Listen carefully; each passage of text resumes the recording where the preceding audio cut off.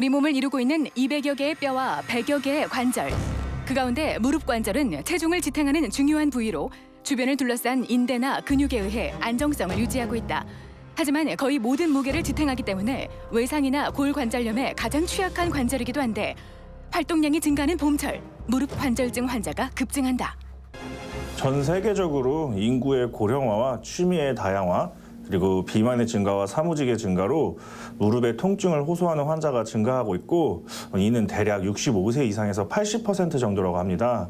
그리고 질환으로는 무릎 술관절 전방부의 연골연화증, 그리고 무릎의 전반적으로 내측 외측에 반월상 연골판 손상 및 인대 손상이 있을 경우, 그리고 나아가 무릎 전반에 걸친 통증을 유발하는 관절염이 있겠습니다.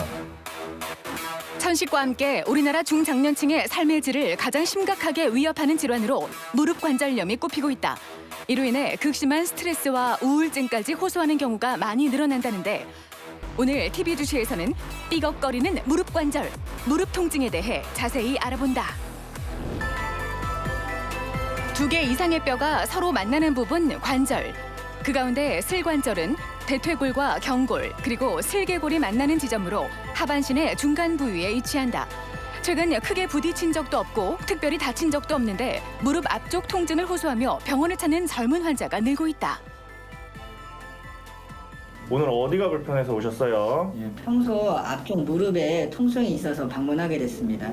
주로 어떨 때 어디가 많이 불편하신가요? 앉았다 일어날 때 통증이 좀 심하고요. 딱딱 소리가 납니다. 혹시 오래 앉아있는 직업이시거나 최근에 운동을 조금 더 많이 하시거나 하시나요? 예, 사무직 근무하고 있고요.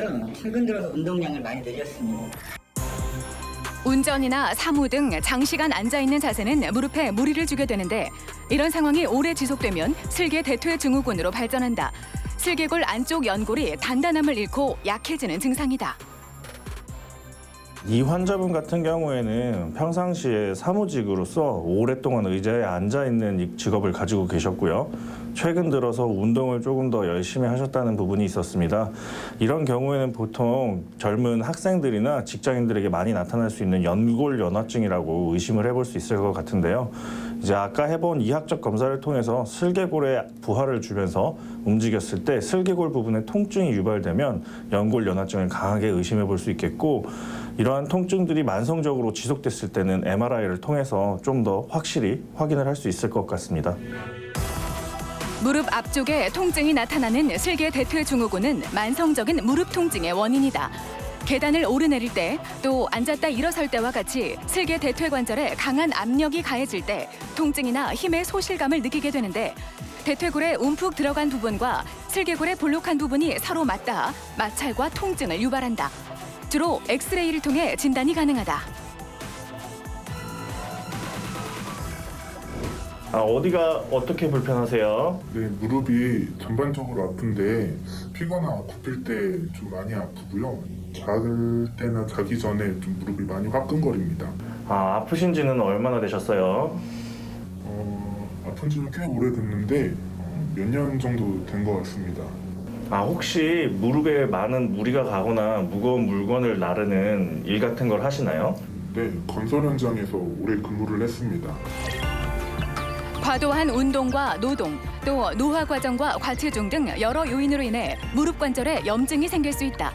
그 가운데 퇴행성 관절염은 대표적인 노인성 질환으로 꼽히지만 최근 들어 젊은 층 환자가 늘고 있다. 이 환자분 같은 경우에는 50대 후반의 퇴행성 관절염 환자로 볼 수 있습니다. 이 환자분 같은 경우에는 아직 고령이 아니기 때문에 절골술이라든지 관절경 치료를 통해서 이제 1차적으로 치료를 시도해 볼 수 있겠고 추후에 고령이 되셨을 때는 인공관절 치안술이라든지 그런 부분을 생각해 볼 수 있을 것 같습니다. 무릎 관절을 보호하는 연골이 마모되면서 뼈와 인대가 손상되고 염증이 발생하게 되는 퇴행성 관절염. 퇴행성 관절염은 자연 치유되지 않는 진행성 질환이다. 초기엔 약물이나 물리치료 같은 보존적 요법으로 호전될 수 있지만 시기를 놓치게 되면 관절 내시경이나 연골 재생술을 시행해야 하고 말기엔 인공관절 치환술을 고려해야 한다. 무릎에 통증이 있을 경우 환자들은 업무의 효율의 저하, 그리고 나아가 삶의 질의 저하가 일어나게 되고 이로 인해 우울감 및 스트레스가 증가하여 정신적인 측면에까지 큰 악영향을 끼치게 된다고 보고되고 있습니다.